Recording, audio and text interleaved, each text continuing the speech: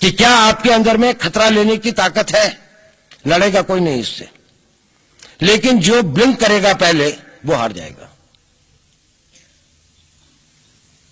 ये nuclear warfare, atomic warfare, biological warfare, ABC, जितने भी आप कहें, जितने भी आपके स्ट्रेटेजिक वॉरफेयर सिस्टम्स हैं, क्योंकि वो एक self assured guaranteed destruction of the world होगा, जिसके अंदर में ये पूरी की पूरी पृथ्वी के अंदर में इतना बड़ा वो हो जाएगा कि शायद उसके बाद युद्ध करने की आवश्यकता ही नहीं होगी, क्योंकि लोग ही नहीं बचेंगे। लेकिन उसकी ब्लैकमेलिंग पावर बहुत ज्यादा है, और इस ब्लैकमेलिंग पावर में वही लोग विजयी होंगे जो ये कहेंगे हम अपने राष्ट्र के लिए, उसके लिए सब कुछ लुटाने के लिए तैयार हैं। होता है न्यूक्लियर वॉर तो होने दो। पाकिस्तान ये सोचता है कि उसमें ये विल पावर है कि वो कहेगा कि अगर हमारे को, हम सेल्फ डिस्ट्रक्शन मोड में हैं, हम तो हैं ही फिदाइन, तो हमारा पूरा देश फिदाइन हो जाएगा, हम तो न्यूक्लियर वार के लिए तैयार हैं। अगर इंडिया कन्वेंशनल वार या इससे बाहर की हमारे को रिटेलिएट करता है, अगर हिंदुस्तान ये मन बना ले कि ये भी एक ब्लफ है, पाकिस्तान किसी भी न्यूक्लियर वॉर में के बाद पाकिस्तान राष्ट्र नहीं रहेगा, भारत फिर भी रहेगा। अगर कुछ नुकसान हुआ भी तो जितने बचेंगे वो फिर भी इतने काफी होंगे कि दुनिया के ऊपर में अपनी उसको ले जा सकते हैं।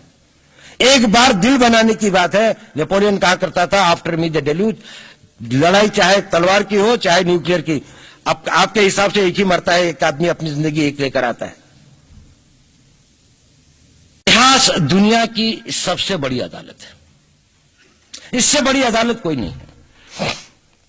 सुप्रीम कोर्ट में क्या हुआ, हाई कोर्ट में क्या हुआ, लड़ाई के मैदान में क्या हुआ, इलेक्शंस में क्या हुआ, ये सब बातें आती हैं चली जाती हैं, बाद में रह जाता है केवल इतिहास।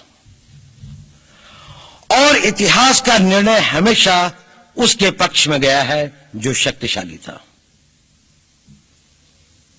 इसने कभी उसका साथ नहीं दिया जो न्याय के साथ था, जो सही था। अगर ऐसा होता तो दिल्ली में बाबर रोड होती है, बाबर रोड है लेकिन राणा सांगा रोड नहीं है, क्योंकि बाबर आया, विजयी हुआ, राणा सांगा हार गया। भारत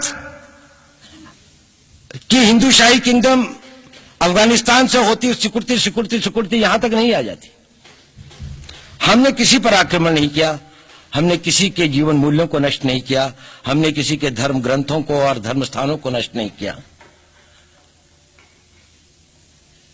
शायद हम न्याय संगत थे, शायद सत्य भी हमारे पक्ष में था, लेकिन शक्ति हमारे साथ नहीं थी।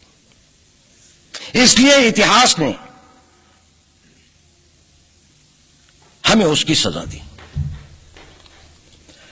इतिहास ने हमेशा उनको सजा दी जिन्होंने विचारों को कर्म से और न्याय को शक्ति से अधिक महत्व दिया। अब मैं ये नहीं कह रहा हूं कि उसको उसकी तिलांजलि कर देनी चाहिए, ये नहीं है कि न्याय का अपना महत्व नहीं है, लेकिन यदि कॉन्फ्लिक्ट ऑफ इंटरेस्ट हो तो शक्तिशाली बनना ज्यादा आवश्यक है। भारत धर्मगुरु भी तभी बनेगा जब एक शक्तिशाली भारत का निर्माण होगा। जिन लोगों ने भारत के ऊपर आक्रमण किया, भारत के ऊपर राज किया, इस प्रकार से राज किया कि राज करते वक्त, जाते वक्त अपने गुलामों से कह दिया कि तुम राज कर लो, हम तो जा रहे हैं, तो यहां पर गुलाम वंश भी बन गया। अगर हम लड़ाई के वॉरफेयर के उसूलों से देखें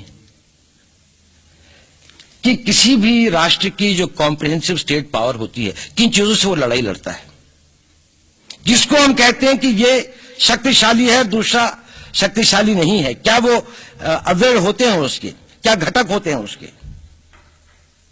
तो भारत के पास जनशक्ति, धन शक्ति, ज्ञान की शक्ति, टेक्नोलॉजी की शक्ति, और जिन लोगों ने आक्रमण किया उनकी शक्ति को अगर हम ये देखें तो शायद 1 और 1000 का अनुपात भी नहीं होता।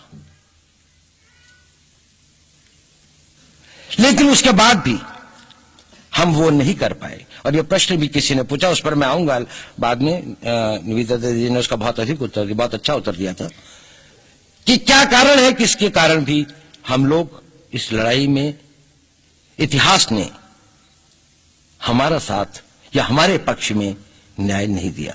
क्या कारण है कि कश्मीर में हम लड़ रहे हैं, जिन्होंने हमारे ऊपर आक्रमण हो रहा है, हमारे ऊपर बाहर से लोग आकर